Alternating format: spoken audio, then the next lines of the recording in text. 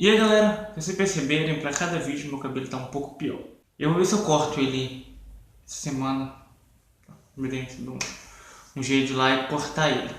Então, pro vídeo de hoje vamos falar de Atypical. Primeiro eu vou explicar qual é a série Atypical. Atypical é uma série que eu consideraria como uma comédia, né? Porque ela tem seus tons engraçados, assim que Luiz, ela visa essa parte mais engraçada da situação. Só que não é bem assim, no seu todo. Por que, Luiz, não é bem assim? A Typical, ela vai contar a história de um garoto autista ou com espectro de autismo. Pois bem, quem está no espectro, ele tem dificuldades para se relacionar. Você vai ver nisso no 100. Eu acho muito legal essa tonalidade que a série vai ter, tá? Você vai ter ali o 100 com esse espectro do autismo e você vai ver um dia a dia de uma criança, um adolescente que sofre com essa situação. Porque ele pode sim levar uma vida comum, ele consegue ir à escola, ele consegue praticar um esporte se ele quiser, ele consegue fazer o que ele quiser. Só que ele precisa fazer isso em um ritmo diferente. Ele tem uma maneira de agir, eles têm sempre, ou na maior parte das vezes, um apego por alguma coisa. No caso do Sam, pela Antártica.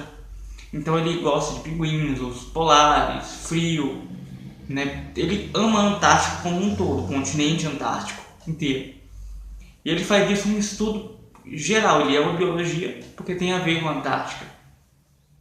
Ele é bom em todas as matérias, mas ele tem uma paixão por essa. Compreende? Ele faz daquilo uma fascinação para ele. Ele sempre quer conversar, ele sempre quer contar. E ele vai indo a terapeuta. E é legal esse contraste que eles têm, mostrando a vida do Sam e ele conversando com a terapeuta. Porque nesse momento em que ele está numa conversa com a terapeuta, geralmente ele age de uma maneira mais sincera ainda. Porque ele está narrando uma situação. Você tem até aquela impressão, sabe? Aqueles livros ou aqueles filmes que tem alguém narrando uma situação e você está assistindo. É mais ou menos isso com a Typical. Só que ela é de uma forma quase imperceptível. Porque as cenas em que ele está no terapeuta são muito curtinhas, elas são coisa ali de 1, 2 minutinhos. E você vai vendo esse desenvolvimento dele, num primeiro sempre para o último, como há uma melhora. Ele aprende a conhecer melhor as pessoas, a lidar. E aí você vê um outro lado, que é para quem tem um filho autista, para quem tem um filho com alguma outra coisa, seja uma doença, seja um distúrbio mental, seja a questão do espectro, sabe? Seja qualquer coisa que não categorize o filho dele ou aquela criança em saudável, normal, sabe? Vou até botar aspas para mostrar meio que como que a gente diz esse estereotipo. Então você vê que é uma coisa um pouco complicada de lidar, porque ele requer cuidados. Então, para toda a família, ela acaba desviando um pouco a atenção para ele. E é legal como isso é apresentado, porque você tem ali a irmã dele, que é a Casey, e quando você vai vendo a irmã dele, ela ama o irmão, mas ama de verdade, de proteger, de querer estar do lado, de querer ver o melhor. Só que ao mesmo tempo ela se sente rejeitada, porque ela percebe que ele precisa de atenção, né? É uma necessidade para ele, todos estão dando essa atenção para ele, inclusive ela, só que ela não recebe. Eles se desgastam tanto para cuidar dele que ela acaba ficando ali de escanteio, meio que ignorada, não consegue dialogar, não consegue ter um momento dela. Isso vocês vão ver durante a série que ela vai se tornando cada dia mais evidente, cada episódio fica mais evidente essa situação que ela se sente rejeitada, se sente isolada de tudo. Você tem uma mãe que se tornou extremamente protetora por ver o filho naquela situação.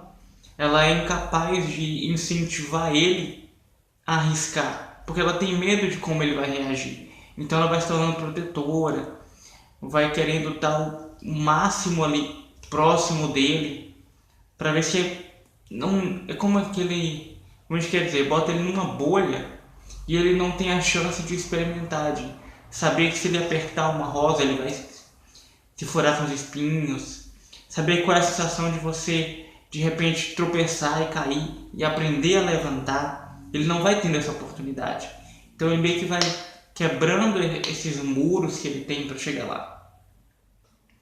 E até assim, eu vou falar uma coisa aqui e não é um spoiler, tá? Os dois ao mesmo tempo. Não é nada grandioso. Então nós vamos fazer o seguinte: eu vou dar uma pausa aqui e aí você decide se você quer ouvir ou não. Se você não quiser ouvir o que eu vou dizer agora, você vai pular para esse tempo aqui do vídeo, tá? Que aí eu já vou ter passado a situação, tudo bem? Então eu vou dar um tempinho para você pular se for o caso ou então esperar.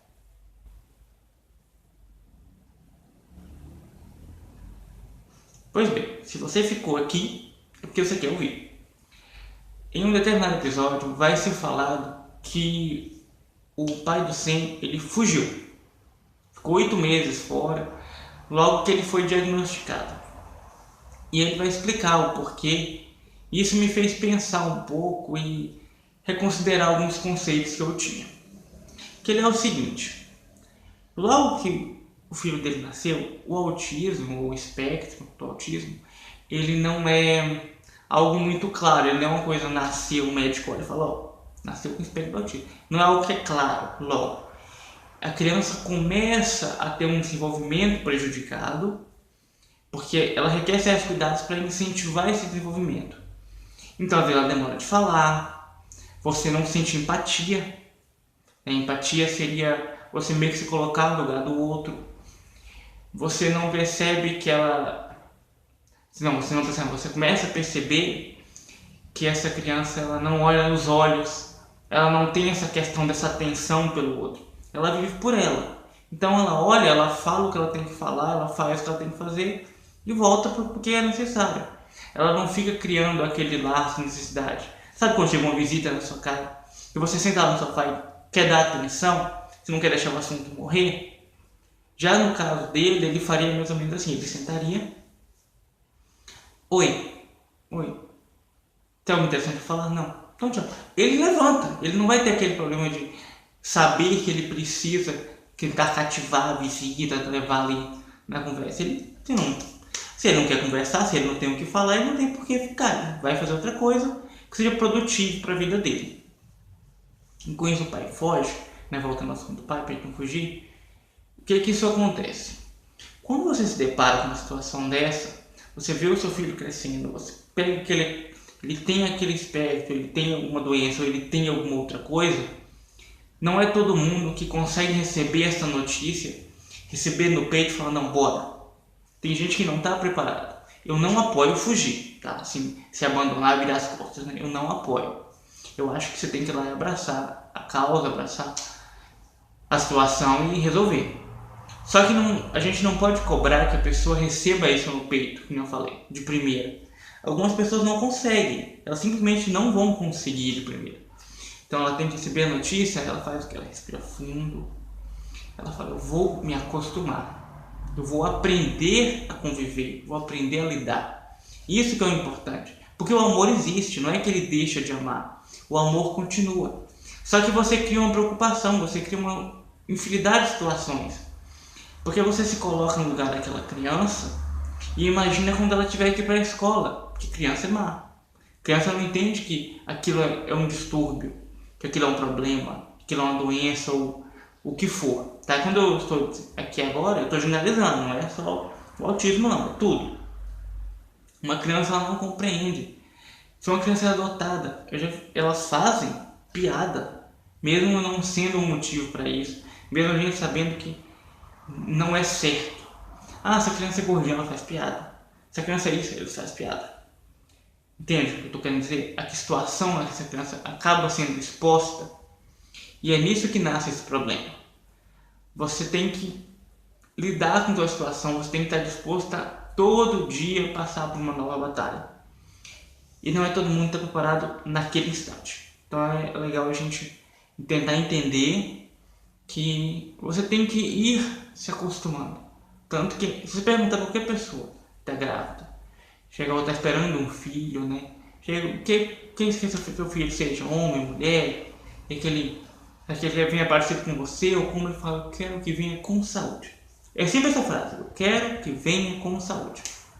Entendeu? Então, agora a gente dando continuidade, você vendo todos esses parâmetros, eu até quero entrar no mérito de uma outra coisa, que não é exclusivo para quem tem um espectro, mas para um todo, que é a questão da gente julgar muito esse lado do aprendizado.